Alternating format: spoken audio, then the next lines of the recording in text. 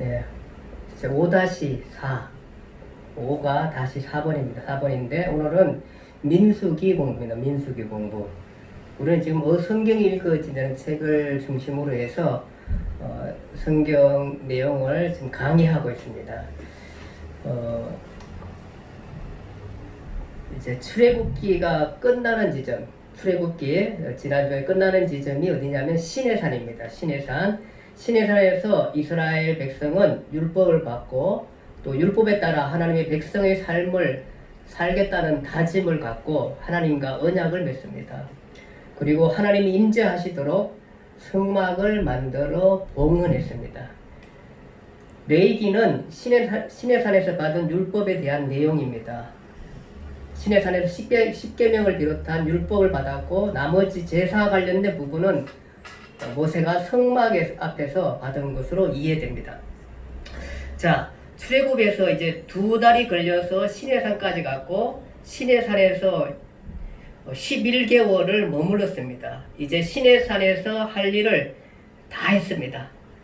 다 했으니까 이제 그러면은 이동입니다. 왜 이동하냐 하면은 땅을 찾으러 이동하는 겁니다. 하나님께서 지시하신 땅으로 가게 됩니다. 그 내용이 어디에 있나 민수기에 나와 있습니다.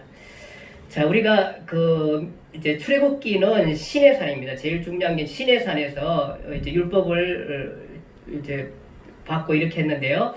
자, 이 시내산에서 마지막으로 이제 유월절을 지키게 됩니다. 유월절을 지키는데 유월절 하면은 우리가 이제 1년 됐구나 이렇게 우리가 이해해야 됩니다. 왜냐하면은 첫 유월절에 애굽의 장자가 죽을 때 바로가 모세에게 내 민족을 데리고 나가라 이렇게 했거든요. 그때 이제 그것이 처음 만들어진 유월절이거든요. 그리고 나서 이제 다시 시내산에서 1년 지나고 이제 또 유월절을 맞게 되는 것입니다. 그러니까 1년이 되었다 이렇게 생각하시면 되겠고요. 이 유월절을 지키고 난 다음에 이제 백성의 숫자를 세게 됩니다. 백성의 숫자, 그래서 이름이 민수기입니다. 백성의 숫자를 셌다 그래가지고 민수기입니다. 그래서 백성의 숫자를 계수하고 이동 작전을 짜게 됩니다. 그래서 드디어 이제 백성의 숫자 생 부분을 우리가 한번 잠깐 보겠습니다. 예, 성막을 중심으로 해가지고 성막을 중심으로 해서 동쪽에 유다, 지파, 이사갈 이렇게 되어 있고요. 그 다음에 남쪽에 로우벤, 시몬, 갓, 그 다음에 서쪽에 에브라임, 므낫세, 갓, 그 다음에 단, 아셀, 납달 이렇게 이제 북쪽에 성막을 중심으로 해서 이렇게 진을 치게 되고 이들도 이제 텐트를 치고 그렇게 생활하게 되는 거예요. 생활하게 되고요. 그리고 이제 갈 때는 이렇게 방향을 해서 갑니다. 그래서 지금은 이제 군대 조직입니다. 군대 조직. 이제 앞으로 나가면서 가나안 땅 차지할 때까지 여러 가지 전쟁이 벌어질 수 있었기 때문에 단단하게 군대를 조직하게 되는 것이 그것이 이제 백성의 숫자를 세게 된 것입니다. 그러니까 전체 숫자를 세 보니까 20세 이상 군대에 나갈 만한 가서 싸울 수 있는 남자 인원이 몇 명이냐면은 60만 3,550명입니다. 60만 3,550명의 군대가 확보가 되었고 이들이 이제 행진해서 가나안 땅을 찾아서 나아가게 될 것입니다.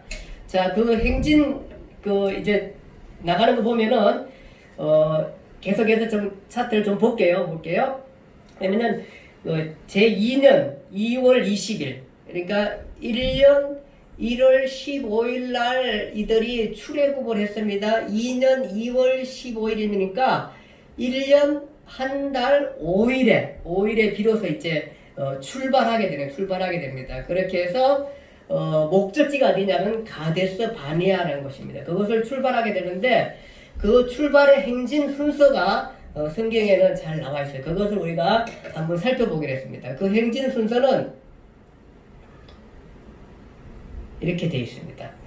자, 맨 앞에 법궤가 그러니까 아까 전에 성막에 있던 법궤가만 빼가지고 앞으로 가져오게 되고 여기에 이제 모세와 아론 아들들이 이제 앞에 가게 되고 승막을 맨 벗개를 맨 고핫 자손이 이렇게 해서 벗개를 메고 가게 되는 것입니다. 그래서 맨 앞에 벗개가 제일 앞에 가게 됩니다. 그 다음에 이제 두 번째가 뭐냐면은 동쪽에 그 위치를 배정받은 유다, 이사갈, 스불론 지파가 가게 되고요.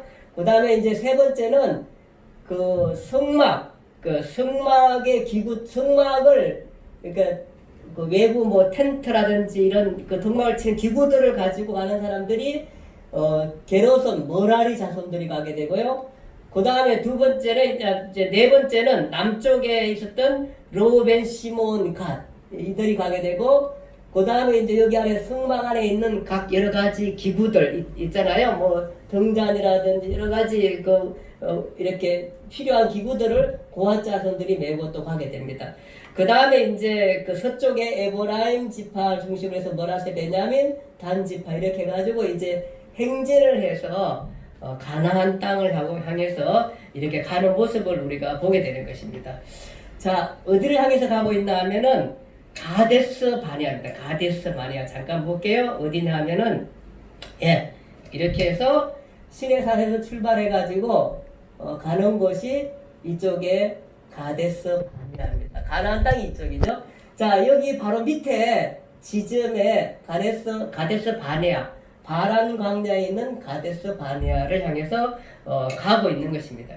이렇게 해서 이제 거기 가는 이유는 뭐냐 하면은 가나안 땅에 들어가기 전에 여기서 이 땅을 탐지하기 위해서 거기로 가게 되는 것입니다. 그래서 가나안 땅 및 가데스 바네아로 향해서 가고 거기에 도착하게 되는 것입니다. 그래서 우리가 레위기에서 중요한 위치 하나, 시내산. 레위기에서는 시내산을 잊으면 안 됩니다. 여기에서 뭐 했다 그랬죠? 율법을 받고 언약을 맺고 성막을 만들어서 봉헌했다 그랬습니다. 이 위치를 우리가 잊어서는 안 됩니다. 그리고 이제 두 번째 아주 중요한 위치가 민수기에 나오는 가데스 바네아입니다. 이 위치를 우리가 잊으면, 그러니까 시내산하고 가데스 바네아를 이해하면은 거의 출애굽기, 그다음 민수기를 잘 이해할 수 있는 것입니다.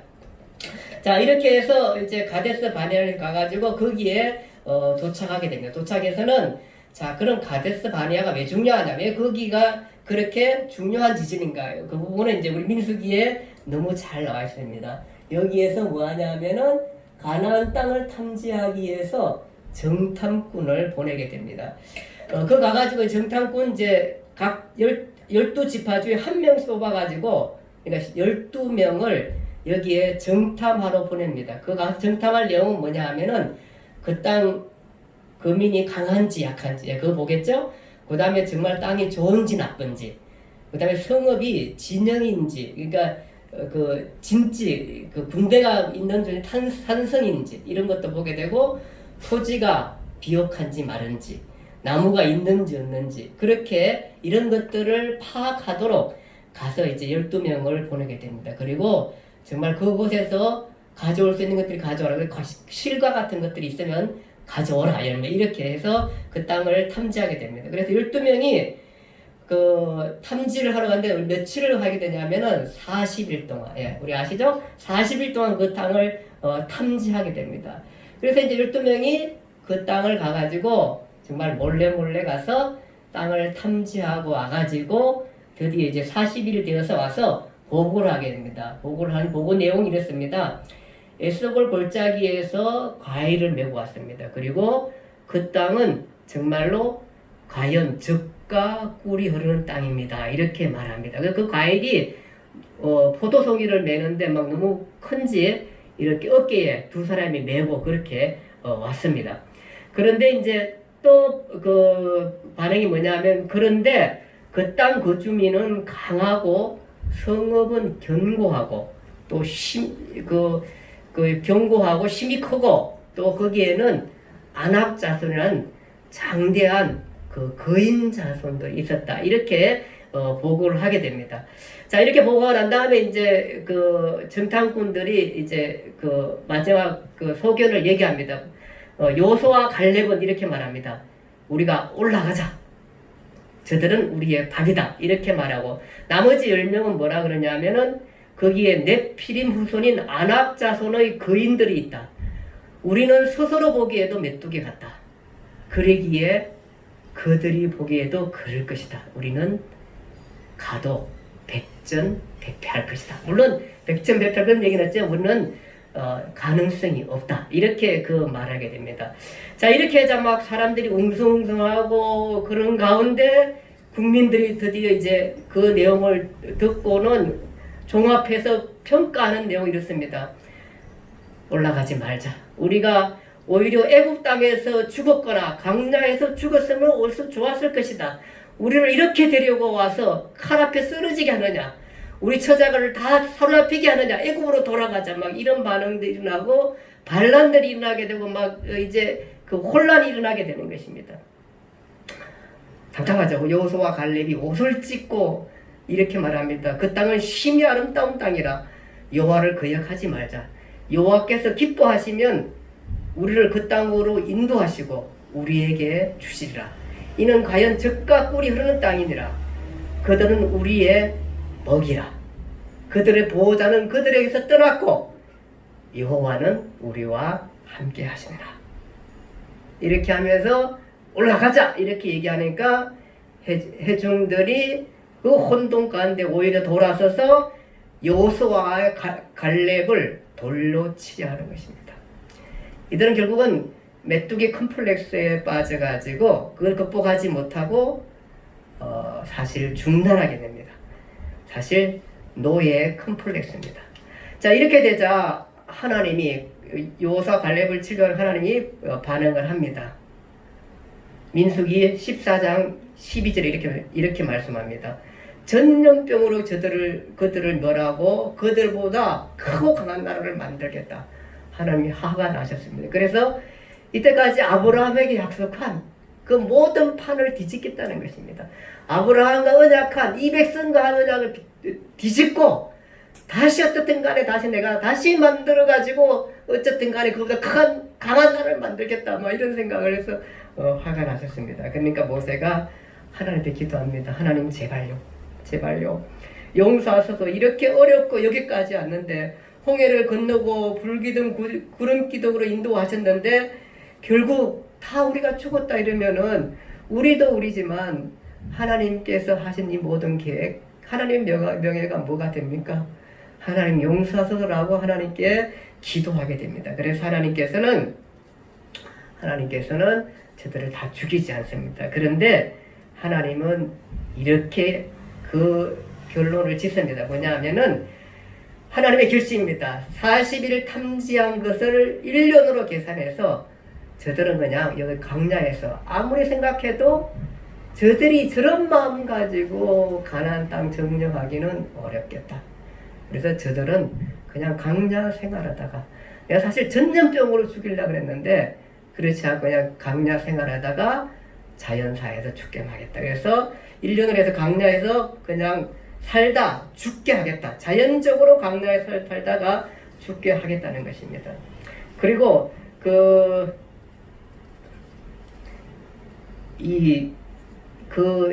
세대 말고 이제 민수기 했을 때 그 백성의 숫자를 셌을 때에 그 출애굽 전에 이제 우리가 시내산에 떠나기 전에 숫자를 셌잖아요. 그 60만 3,550명. 그거 외에 그 사람들 외에 그 20세 이하의 사람들, 그 다음에 여자들, 그 다음에 또 그 광야 생활 40년 하는 동안에 태어난 사람들, 이 사람들과 함께 해서 그 사람들을 데리고 가나안 땅에 가겠다는 계획을 세우게 되는 것입니다. 그래서 민수기에서 계수할 때 20세 이상 되지 않았던 자녀들, 광야에서 새로 태어난 2세대들, 이들은 출애굽 세대가 다 죽기까지 38년을 가데스 바네아에서 기다린 것입니다. 그리고 난 다음에 이제 2세대들을 통해서 하나님께서는 이 사람들을 데리고 가나안 땅을 향해서 가게 되는 것입니다. 자, 이렇게 이전 세대들, 그러니까 하나님 앞에 가지 못하갔던 세대들, 이 노예 세대들, 이 세대들은 거기서 그냥 40년 동안 먹다 살다 그렇게 해서 아무 일도 하지 않고 자연사하면서 그렇게 되는 죽게 되는 그런 모습을 우리가 보게 되는 것입니다. 광야 1세대들은 포기하고 광야 2세대를 데리고 신백성을 데리고 하나님께서는 들어가게 되는 것입니다. 노예 세대는 광야에서 죽습니다. 노예 후 세대를 데리고 들어가겠다는 것입니다. 이 노예 세대라는 게 참 그런 것이 그거 극복하기 어려운 것 같아요. 피해의식, 시키는 것만 하는 사람들, 조금만 어려워도 곧장 포기하고 노예 삶을 사겠다는 사람, 차라리 정복하기보다는, 차라리 도전하기보다는 그냥 굴복하고 노예의 습관대로 살겠다는 사람들, 이런 사람들, 받을 생각만 하는 사람들, 먹는 것만 생각하는 사람들, 창조해내고 다스리고 정복하고 이루어내는 것들, 모든 것들을 잊어버린, 도전을 잃어버린 세대, 이 세대가 바로 노예 세대인 것입니다. 온몸에 종의 피가 흐르는 세대, 이것을 이들은 그 의식에서 떨쳐버리지 못하고, 하나님을 섬겼음에도 불구하고 떨쳐버리지 못하고 그만 거기에서 중단하게 되는 것입니다. 하나님께서 하나님 나라를 세우신 목적이 무엇입니까? 하나님 나라의 존재 의의가 무엇입니까? 모든 백성들로 하나님 나라의 백성 되게 하는 것입니다. 즉 복의 통로가 되게 하는 것입니다. 왜 가나안 땅에 들어갑니까? 가나안 땅에 들어가 그들을 점령하고 그들로 하여금 하나님을 믿게 하겠다는, 복의 통로가 되겠다는, 영생의 삶을 살게 하겠다는 것이 바로 하나님께서 계획하신 그 사명인 것입니다. 이 막중한 사명, 이 노예 세대를 깨우쳐서 내가 다시는 노예가 아니라 하나님의 백성답게 살다 가게끔 그렇게 도전하고 정복하고 그 일을 이루겠던 하나님의 꿈이 이들로 하여금 무너졌던 것입니다. 아브라함 때부터 하나님은 계획하셨습니다. 애굽의 10가지 재앙을 쏟아내면서 그 바로로부터 탈출시켰습니다. 그리고 홍해를 가르면서 마치 그 바다를 육지를 건너듯 하면서 이들을 이끌어 가셨는데, 이제 얼마 남지 않았는데 다 왔는데, 그 험난한 길을 외치고 여기까지 왔는데 고지가 여긴데 여기서 그들은 포기하게 말겠다는 것입니다. 그러니까 얼마나 속상하겠습니까? 하나님이 얼마나 정말 속상하겠습니까? 그리고 여호수아 갈렙 볼 때도, 모세 볼 때도 정말 여기까지 왔는데 이렇게 가지고 정말 어렵게 해서 나와 탈출해 가지고 홍해 그늘까지 왔는데 고지가 저긴데 여기서 포기할 수 없는 것입니다.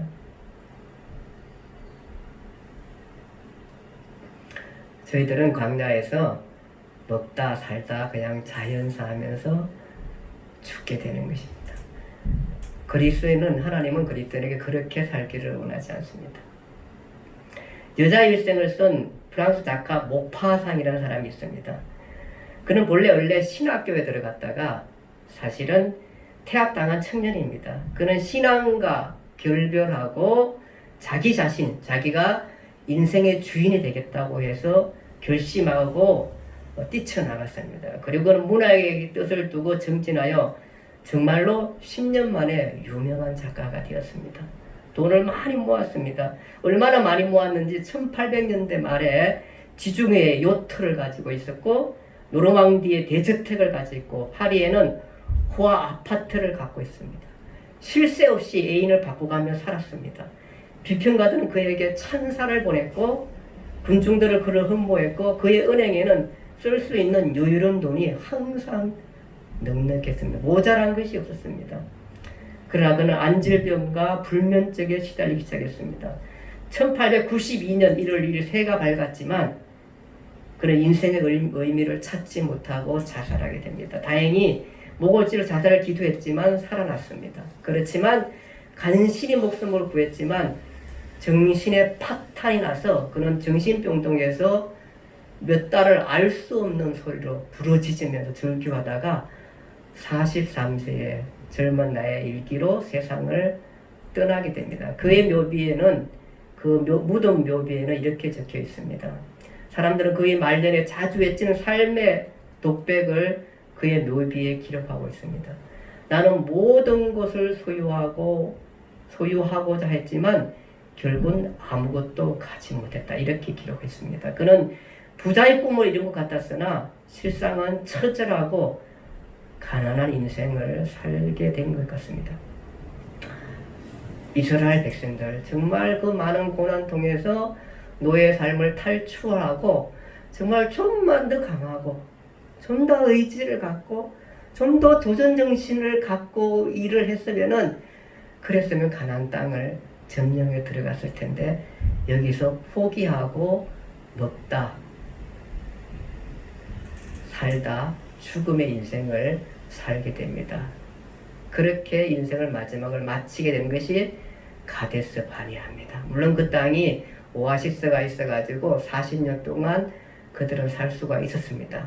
그렇게 살다가 이제 그 후 세대, 그러니까 강야 2세대들을 통해서 하나님은 다시 가나안 땅을 향해서 가게 됩니다. 그래서 오늘 가데스 바네아 그러면은 땅을 탐지하고 돌아와서 저들이 정복을 포기하고 난 다음에 38년 동안 거기서 먹다 죽다 한 인생의 장소가 바로 가데스 바네아입니다. 그래서 우리가 출애굽기에서 시내산을 기억했듯이 민수기 하면은 백성의 숫자를 세고 군대를 조직했지만 결국은 점령하지 못하고 38년을 방황하는 인생을 살았던 이스라엘 백성이 그리고 거기서 살다가 죽은 곳이 가데스 바네아, 이곳을 우리가 민수기를 통해서 확인할 수 있습니다. 그리고 여러분과 저는 정말로 하나님께 주신 사명, 온 땅들로 온 백성들로 하나님 백성 되게 하는 사명들 우리가 놓치지 않고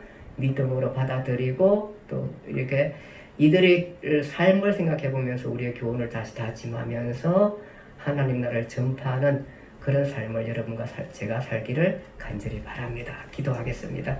하나님 아버지 은혜와 사랑을 감사합니다. 이스라엘 백성들이 그렇게 어렵게 해가지고 정말 노예 생활에 탈출해서 하나님께서 약속한 땅 바로 밑에서 결국은 메뚜기 컴플렉스에 빠져서 이 땅을 포기하게 되는 모습을 보게 되고 그 땅에서 먹다 살다 죽는 인생을 맞이하는 모습을 우리가 보게 됩니다. 하나님이여 우리들로 그렇게 살지 않게 해주시고 정말 이 땅을 살면서 크든 작든 어떤 간에 의미를 갖고 살게 하시고 또 우리 주변의 많은 사람들로 하나님의 백성 되게 하는 삶을 잊어버리지 않고 우리의 사명을 잊어버리지 않고 전진할 수 있는 우리의 모습이 되게 해 주시옵소서. 예수님 이름으로 기도드립니다. 아멘.